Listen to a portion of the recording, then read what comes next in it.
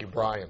So the question being asked is the government spraying toxic chemicals into the skies all over the world to stop global warming? It's called geoengineering, and a growing movement of people say yes. They also say many of the illnesses you see today are a direct cause of what's happening in the sky.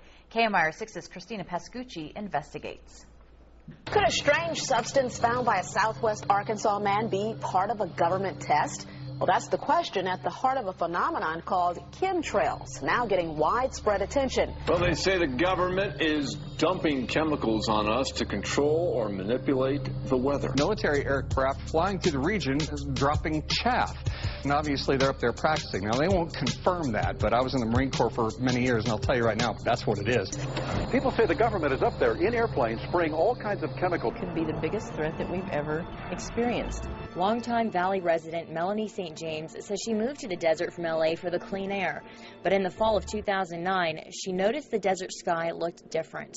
The white, heavy white, long streaks started appearing in the air. I had a dry, burning respiratory system, lungs, bronchioles. Actually, my entire respiratory system's almost swelled shut. And St. James believes that's due to chemtrails. When you and I grew up, these contrails naturally dissipated in a few seconds or perhaps a minute max. But these things expand, they grow bigger. So what I look at there and I think are contrails, you're telling me are chemtrails. Yes, but a contrail would be dissipated by now. This is of interest not just in this country, but European countries and frankly all over the world. Geoengineering is a deliberate changing of our Earth's climate to fight global warming. And this is what many claim to be the source, chemtrails. It's a combination of aluminum, barium, and strontium. Some say the government is spraying in our skies. In the end, it forms a sort of cloud layer that reflects the sun's rays away from the Earth and thus cools our planet.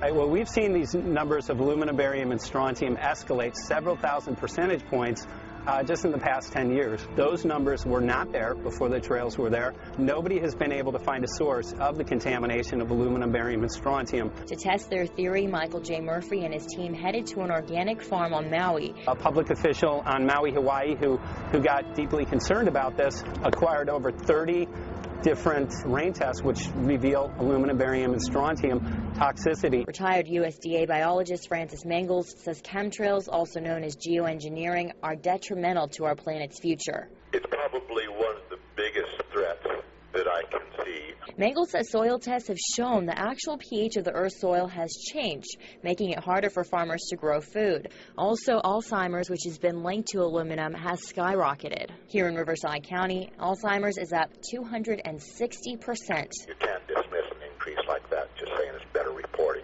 But geoengineer Ken Caldera says all this evidence towards some sort of theory is just a lot of hot air. The chemtrails folks are looking at ordinary jet contrails and imagining some kind of nefarious government conspiracy.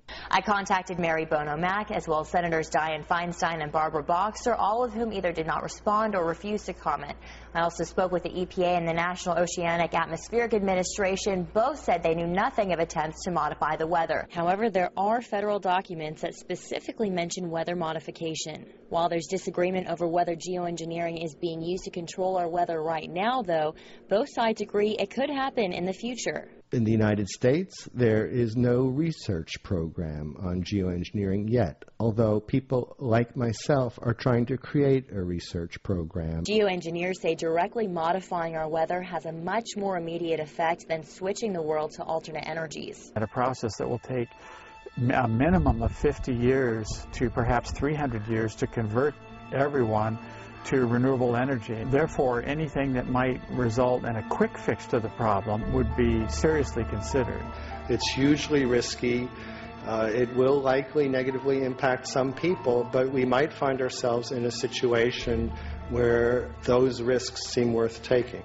I'm Christina Pascucci for KMIR 6 News.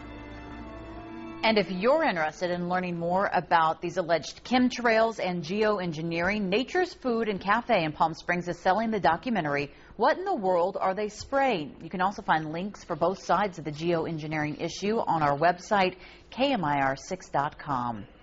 Sixth graders from